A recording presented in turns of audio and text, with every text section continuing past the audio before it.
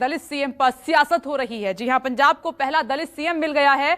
चरणजीत सिंह चन्नी के रूप में पंजाब को नया दलित सीएम मिला है, लेकिन इस पर सियासत भी शुरू हो गई है। सियासत इस रूप में शुरू हुई है। बीएसपी अध्यक्ष मायावती ने इसे कांग्रेस का चुनावी हथकंडा बताया है, तो बीजेपी ने भी इसे चुनावी मुद्दा करार दिया है। वहीं कांग्रेस ने इस पर पलटवार करते हुए कहा कि बाकी पार्टियां तो सिर्फ बोलती हैं, लेकिन हमने करके दिखाया है। अब कुछ ही समय के लिए इनको पंजाब का मुख्यमंत्री बनाना, तो इससे तो ये लगता है कि ये केवल इनका कोरा चुनावी हथकंडा है, इसके सिवाय कुछ भी नहीं है। पंजाब के अंदर जिस प्रकार से वहाँ पे दलित मुख्यमंत्री बनाने का एक षड्यंत्र रचा जा रहा है, दलितों के वोट बैंक पे डाका डालने का, ऐसा लगता है कि कांग्रेस को ये पुरानी आदत है। ये समझते हैं कि इस प्रकार से तत्कालीन 2-4 महीने के लिए मुख्यमंत्री बना दिया जाएगा तो सारा वोट बैंक हमारा हो जाएगा। वो सिर्फ बोलते हैं, करते नहीं। हमने करके दिखाया है। हमारे समय में बूटा सिंह जी सबसे पहला हमने बनाया था, मीरा कुमार जी लोकसभा की स्पीकर बनाई थी हमने।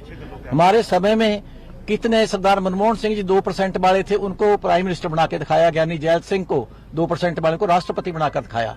इसी तरीके से जैसे पहली महिला बनाया, आज पहला दलित सिख चेहरा बनाया जो एजुकेटेड है, पढ़ा लिखा है। चन्नी जी को बधाई देना चाहता हूं।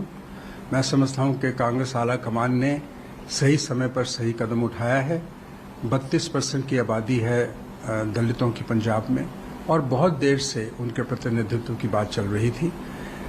चन्नी सीएलपी के लीडर भी रहे हैं, कांग्रेस में उनका योगदान रहा है। मैं समझता हूं कि यह फैसला बिल्कुल उचित है, और इस फैसले से जो फैक्शनलिज्म है पार्टी में, जो गुटवाद है पार्टी में, वो कम होगा। अब आपको बता दें, दरअसल ये मुद्दा गरमाया कहां से है, इसको जानिए। कल हरीश रावत ने सिद्धू के नेतृत्व में चुनाव लड़ने की बात कही थी, और जिस पर सुनील जाखड़ नाराज हो गए। उन्होंने अपना रिएक्शन दे दिया। उन्होंने कहा कि बयान नए सीएम की शक्ति कम करने वाला है। अब आपको सुनाते हैं कल हरीश रावत ने क्या कहा था।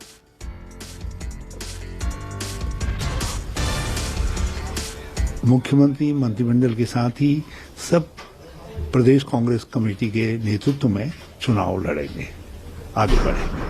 और प्रदेश कांग्रेस कमेटी के अध्यक्ष श्री सिद्धू हैं, जिनकी लोकप्रियता बहुत अधिक है। और विशाल इंग्लिश हमारे साथ जुड़ गए हैं। विशाल, अभी तो जस्ट शपथ ही ली है सीएम ने, और चारों तरफ देख रहे हैं कि नाराजगी का दौर शुरू हो गया है और सियासत भी शुरू हो गई है इस पर। देखिए, सियासत पूरी तरह शुरू हो गई है, क्योंकि जिस तरह से कल हरीश रावत ने कहा कि नवजोत सिंह सिद्धू के नेतृत्व में अगला चुनाव लड़ा जाएगा, तो कहीं ना कहीं जो विपक्ष था उसको एक बहुत बड़ा हथियार मिल गया। और जो दलितों को एक विपक्ष भी संदेश देने की कोशिश कर रहा है कि आपको सिर्फ 3 या 4 महीने का मुख्यमंत्री दिया गया है, जबकि उसके बाद यदि कांग्रेस की सरकार बनती है तो जो अगला मुख्यमंत्री होगा, जिस तरह के संकेत कल हरीश रावत ने दिए थे कि उनके नेतृत्व में चुनाव लड़ा जाएगा, उनकी लोकप्रियता बहुत ज्यादा है, तो सीधा और स्पष्ट संकेत था कि अगला जो मुख्यमंत्री का चेहरा होगा कांग्रेस का, वो नवजोत सिंह सिद्धू हो सकते हैं। और इसी के चलते आज जो उत्तर प्रदेश की पूर्व मुख्यमंत्री है कुमारी मायावती द्वारा भी कहा गया कि ये सिर्फ एक स्टंटबाजी है, राजनीति है, और जो गरीबों को प्रलोभन दिया जा रहा है। कांग्रेस हमेशा से ही करो और बांटो की बातों के ऊपर चलती आई है, और हमेशा ही अमीर और गरीब में भेदभाव किया जाता रहा है, और खासतौर पर दलितों में किया जाता रहा है।